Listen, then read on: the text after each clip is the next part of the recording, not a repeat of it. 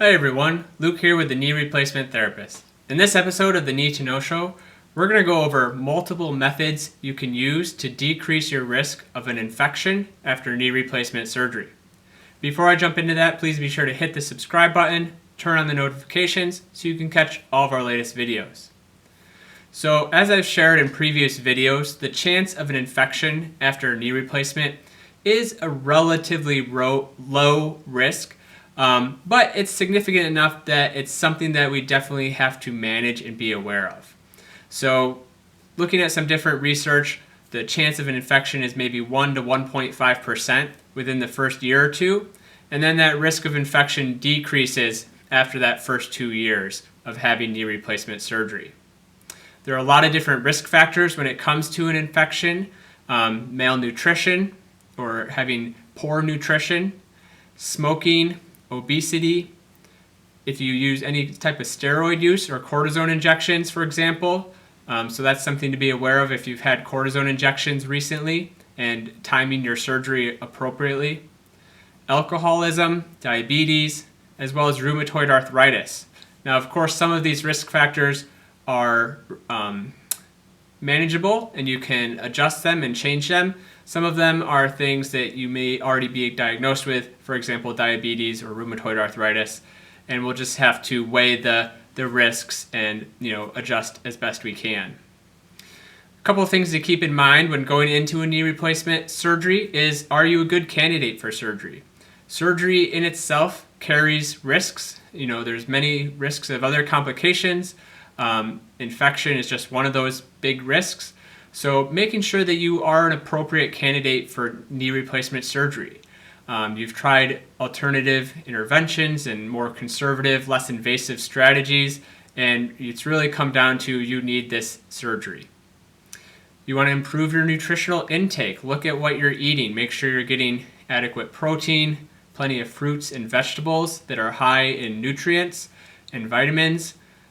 Trying not to eat as much food that is not going to give you those good, healthy nutrients that are going to help your body heal. It's going to help your immune system and help you fight off any infection. So looking at your nutritional intake, increasing it if needed, but also improving it and eating a good, healthy diet as well. If you're a smoker, 100% try your best to quit smoking. Nicotine as well, just nicotine like nicotine gum or nicotine patches can also slow wound healing. So trying to use strategies that does not include nicotine can be helpful and beneficial. You want to manage your weight. Make sure you have a healthy body weight for your size and age. Trying your best, even a few pounds, if you're able to lose a few pounds or get your weight under control before surgery, every few pounds can be helpful and decrease your risk of infection and decrease your risk of other complications.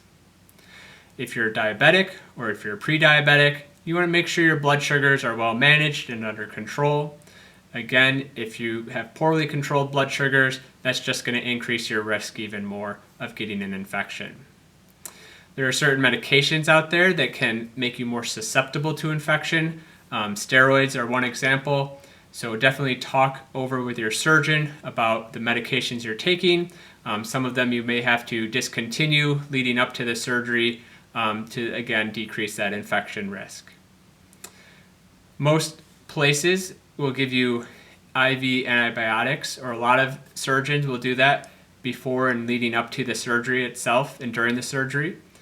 So that's an option and something to discuss with your surgeon. Before surgery, potentially doing this at home or right before the surgery, there's antiseptic wipes that are used to clean the area around the knee and where the surgery will be performed. A big one is be aware of any dental concerns. So dental, it's very common to have infections in your mouth, in your teeth, and your gums, and it's a much higher risk for that infection, that virus or bacteria to travel through your blood and possibly get into your knee joint. So definitely being aware if you have any concerns related to dentist, maybe you had dental work scheduled or had it recently. So definitely talk that over with your surgeon as well as with your dentist to appropriately time up when you have your dental work, any dental work, and when you have your knee replacement surgery. A good thing to do is also to just research or ask the hospital where you're planning to have your surgery.